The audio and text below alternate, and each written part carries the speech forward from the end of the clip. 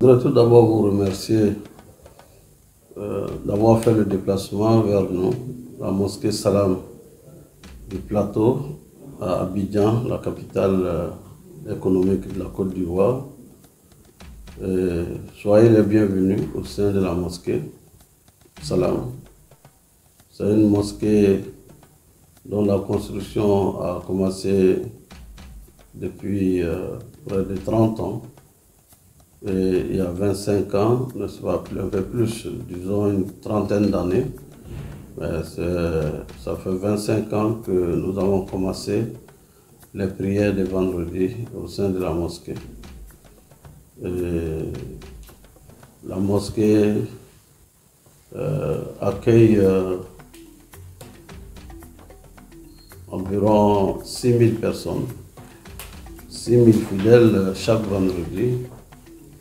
Et on pourrait dire que c'est une mosquée qui accueille pratiquement les fidèles musulmans de toute l'Afrique occidentale et au-delà de l'Afrique occidentale, des fidèles venus de tous les continents. Et nous avons reçu des fidèles venus du Mozambique, du Cameroun et au-delà de l'Afrique du Sud, d'un peu partout, d'Europe, d'Amérique, Canada. Et donc ici, les fidèles, c'est aussi les fidèles de toute l'Afrique. Afrique occidentale, australe, partout de l'Afrique où il y a des musulmans. Quand ils viennent en mission, ou bien les institutions internationales qui sont ici, la BAD, les chancelleries, les fidèles sont tous, enfin, beaucoup viennent ici. Bien sûr, il y a d'autres mosquées, mais en grande partie, c'est ici. Donc, nous pensons que l'islam est un pont de sympathie entre les peuples. Et c'est aussi un centre culturel. C'est un centre de médiation. Médiation des conflits, mais aussi de médiation intercommunautaire. Et la mosquée est un centre culturel de formation. Nous avons un institut de formation. Et dans cet institut de formation, nous avons une école spéciale. Cette école, c'est l'école de formation au mariage. Comment réussir son mariage? On a une école spéciale. De plus en plus, les générations jeunes et moins jeunes sont confrontés à divers problèmes une fois mariés.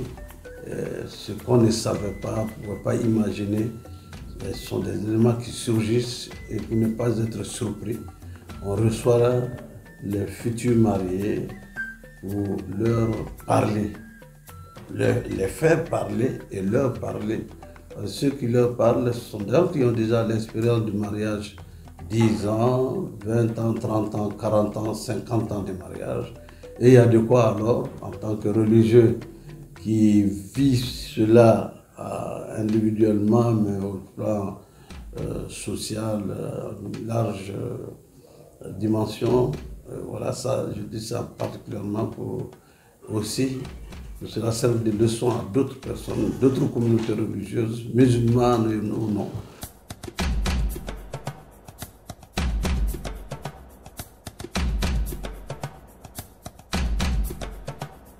Nous sommes très heureux que vous soyez avec nous pour la CAN 2023. Et c'est aussi l'image d'une Côte d'Ivoire solidaire, unie et uniforme dans sa culture, dans sa dimension économique, politique, culturelle. Et c'est donc l'unité dans la diversité. Et aussi, je crois que cela, nous devons nous le dire, il n'y a pas que l'islam seul dans ce pays. La majorité de la population est musulmane, c'est vrai. Mais dans toutes les familles, je peux le dire, sans risque de me tromper, il y a des musulmans dans chacune des familles, comme il y a des chrétiens aussi dans la même famille. Et cela crée une autre ambiance et une autre approche de du dialogue des cultures et des religions. Et ce dialogue est très fécond en Côte d'Ivoire. Nous sommes très loin des achoppements entre les différentes confessions religieuses.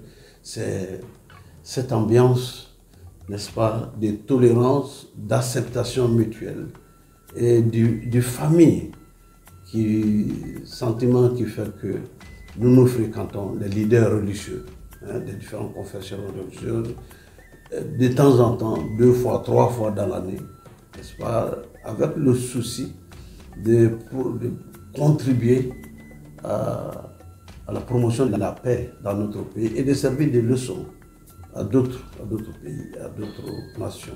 Parlez-nous un peu du Cameroun et vos rapports, votre relation avec cet autre pays qui est une autre terre d'accueil pour tous les citoyens africains. J'ai beaucoup travaillé avec des Camerounais. Je vais parler de Jean-Pierre Kemoy, de Bafoussam.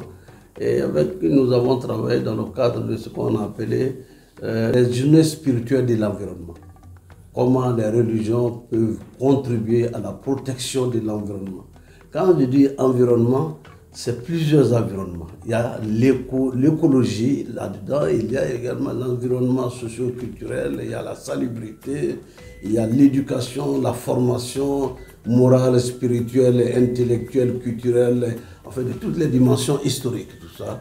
Et donc nous avons avec le Cameroun, comme avec d'autres pays, n'est-ce pas, rares sont les pays africains que je n'ai pas visités, mais nous avons plus en commun que des différences qu'il y a entre nous. Bien sûr, il y a les sentiments de nationalité et bien d'autres choses, mais si nous pouvons aplanir ces petites choses pour aller à l'essentiel de ce qui fait la force de l'Afrique.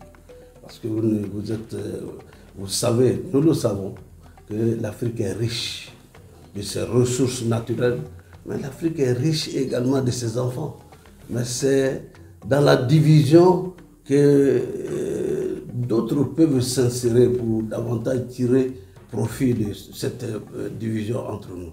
Sinon, nous sommes frères, nous resterons frères et c'est pour nous et pour les générations à venir que nous avons le devoir de travailler pour renforcer cette unité de vision pour une Afrique forte.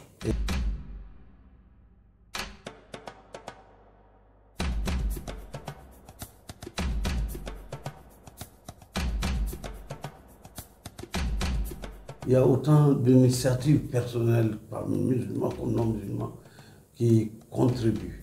Et la contribution n'est pas seulement que matérielle. Nous avons des professionnels des médias en Côte d'Ivoire qui ont 40 ans de métier, 50 ans de métier. Nous ne nous disons pas que nous savons, non, nous ne savons que très peu. Et nous les approchons lorsque nous sommes confrontés à la difficulté. Aujourd'hui, c'était des journalistes qui ne faisaient que la radio et la télé, mais nous avons ce qu'on appelle les JRI, journalistes, reporters d'images comme vous l'êtes. Et donc nous en avons beaucoup, ils ont été formés à l'ISTC, n'est-ce pas, qui est une grande école internationale qui forme les journalistes. Et cela permet aujourd'hui, n'est-ce pas, d'atteindre un autre niveau de performance, n'est-ce pas, dans le développement de notre média. Nous avons beaucoup d'autres projets.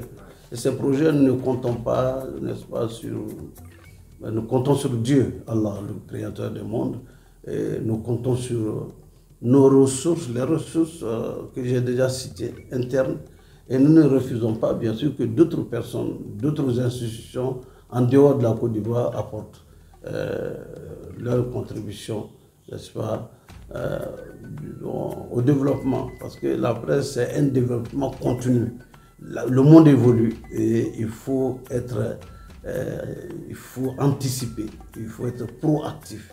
Et c'est en cela, justement, nous connaissons Dr Moussa du Cameroun, et régulièrement, qui nous rend des visites, qui nous apportait effectivement le désir de rendre visite à nos frères au Cameroun, parce qu'il y a une communauté très forte, une communauté qui est aussi organisée, qui aspire à avoir une télévision et une radio comme Al-Bayan, dans toutes ces dimensions, et d'autres, n'est-ce pas, avec qui nous avons déjà travaillé. Cela fait longtemps, dans d'autres cadres que le cadre purement médiatique et choses.